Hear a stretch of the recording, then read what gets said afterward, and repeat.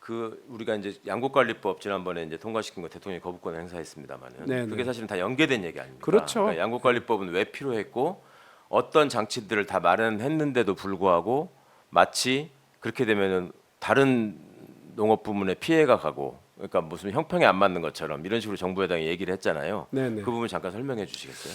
우선 이제 쌀값이라고 하는 것은 네. 여러 농산물 중에 하나인데 네. 그래도 농업소득에서 차지하는 비중이 한 20% 정도 돼요. 네. 가장 중요한 소득원이죠. 그런데 그 쌀이 5천만 국민들이 먹는 주식이기 때문에 네. 정부로서도 물가 의식을 하지 않을 수가 없어요. 네. 그래서 계속 물가 이 안정이라고 하는 이런 관점에서 쌀값을 유지 관리하다 보니까 2004년도 그러니까 지금부터 한 20년 전 가격하고 네. 지금 쌀값하고 별반 차이가 없어요.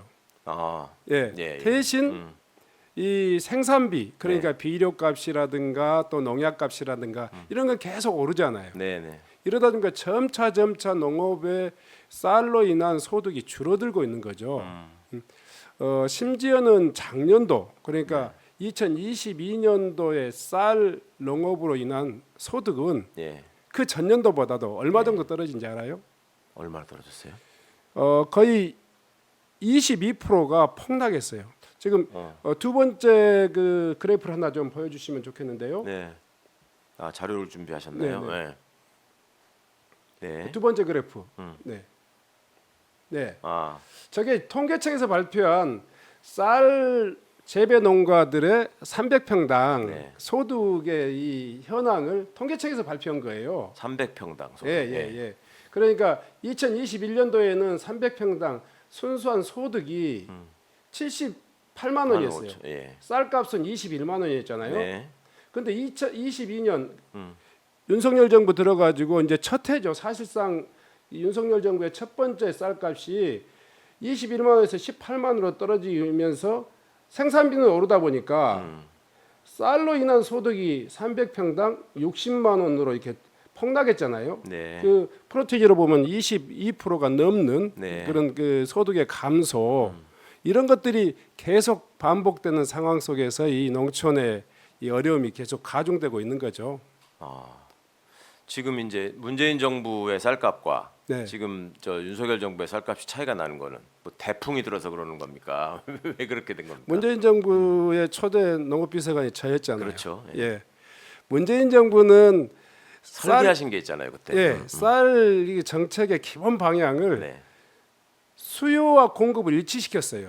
그러니까 필요한 만큼만 생산할 생산하게. 수 있도록 예, 하고 남는 쌀 재배 면적은 아예 쌀을 심는 게 아니라 콩이라든가 다른 사료작물을 작물을. 심게 한 거예요. 네네. 그러니까 수요와 공급이 거의 일치했죠. 첫 번째 이 그래프를 잠깐 보여주시면 네. 거기에 좀 나와 있는데요. 이 그래프를 보면 그렇죠. 소위 말해서 위에 선 그래프는 수요와 공급인데 네. 문재인 정부 2018년도부터 2021년이 그런 생산과 소비를 다 일치시키는 이 결과로 쌀값이 정상적으로 21만 원대까지 올랐거든요. 네, 그래서 농업인들의 소득이 이 가장 좋았던 때가 이 문재인 정부 때였고요. 아까 이야기했듯이 21년도 쌀값, 문재인 정부 말기의 쌀값이 22년도 윤석열 정부의 첫 해년도의 쌀값 18만 7천 원으로 이렇게 폭락하게 되면서 네. 이 굉장히 좀 농민들이 고통스러워지는데요. 저희들이 양곡관리법을 처음으로 제안했던 것은 바로 이러한 경험을 기초로 해가지고 네. 이 양곡관리법을 사후적으로 시장 격리 비용을 이 투입하면 많은 돈이 들어가는데요. 사전에 생산 단계에서부터 네. 수요와 공급을 예측해서 조절하자. 이게 이 양곡관리법 개정안의 핵심입니다. 근데 저거를과 조절이 안 돼 가지고 생긴 문제를 네. 이제 법 개정을 통해서만 해결했어야 되는 이유. 그러니까 의원님 우리 계시고 문재인 정부 때는 문제가 없었잖아요. 지금 네네네. 그래프를 봐도. 네네. 그러니까 우리가 법을 만들었어야 되는 이유가. 그래서 네. 지금 뭐 윤석열 정부나 여당에서 하는 네. 이야기는 왜 당신들이 있을 때 네. 문재인 정부 때 법을 안 만들었냐. 네. 그것은 좀 그렇죠. 그걸 너무 설명해줘. 너무 이기적인 이야기죠. 네. 우리 정부 때는 그런 이 법이 없어도 이 생산 조정을 적극적으로 했단 말이에요. 네, 네. 사전적으로. 네. 그런데 이 마지막 2021년도 네. 정부 정권 교체기에 그걸 못했어요. 네. 그러면서 쌀값이 떨어졌잖아요. 그래서 이제 이러한 일들을 정부의 자의적인 어떤 판단이 정부의 아니라 의지에만 맡겨서는 안 되겠다. 예. 제도적으로 이 쌀의 수급 조절을 그 법에 담아서 네. 정부가 의무적으로 하자. 그래서 쌀 소위 말해 시장 격리 의무화가 아니라 네. 남는 쌀을 다 무조건 사주자 이런 게 아니고 쌀을 남는 쌀을 방지하자. 그렇죠. 사전적으로 네, 그렇죠. 방지하는 예, 비용이기 예, 때문에 예. 현재 윤석열 정부가 쓰고 있는 쌀값 수급 정책은 사후적인 시장 격리 이로 인해서 한 7천억에서 1조 원이 들어가요. 그렇죠.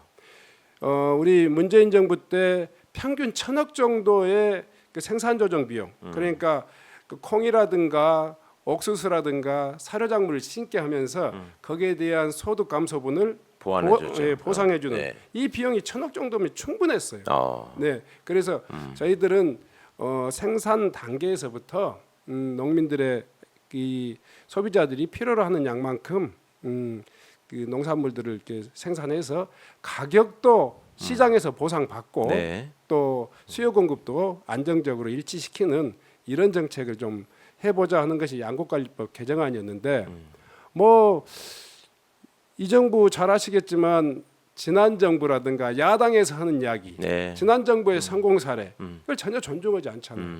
그래서 이런 정말 쉽게 달성할 수 있고 누이 좋고 매부 좋을 수 있는 그러니까 농민들에게도 소득을 보장하고 네. 정부의 재정도 이 전략할 수 있는 이 방법들을 굳이 저렇게 그 소위 말해서 그러니까 쌀 생산 조절이 안 되면 남는 쌀이 생기는 것이고 그러면 네. 그거를 정부가 사들여 가지고 네. 보관하는 비용 네. 이런 것들이 많아진다는 말씀이잖아요. 사전에 그렇죠. 조절 안 하면. 예, 예. 근데 이제 그렇게 이해하시면 될 것 같습니다. 그러니까 우리 문재인 정부 시절에 집행했던 여러 가지 계획과 실적을 놓고 보면 충분히 그 유용성이라는 건 입증이 된 것이고 근데 그것을 법률에 명확하게 규정을 해가지고 정부가 자의로 그러니까 소위 자신들의 재량을 내세워서 그런 거를 외면하는 회피하는 이런 일들이 없도록 하자 네네. 그 말씀이잖아요. 그렇죠. 예, 네, 예. 네. 그러니까 사례가 있어서 그거를 제도화한 것일 뿐인데 네네. 마치 그렇게 제도화하면은 농민들이 그냥 다들 쌀만 짓고 해가지고 쌀이 더 남아돌 것이다라는 식의 네. 지금 반대 선전을 했단 말입니다. 네, 그러니까 네. 그거는 전혀 현실하고는 안 맞는 말씀이라는 말이죠. 네, 네. 예, 네. 예.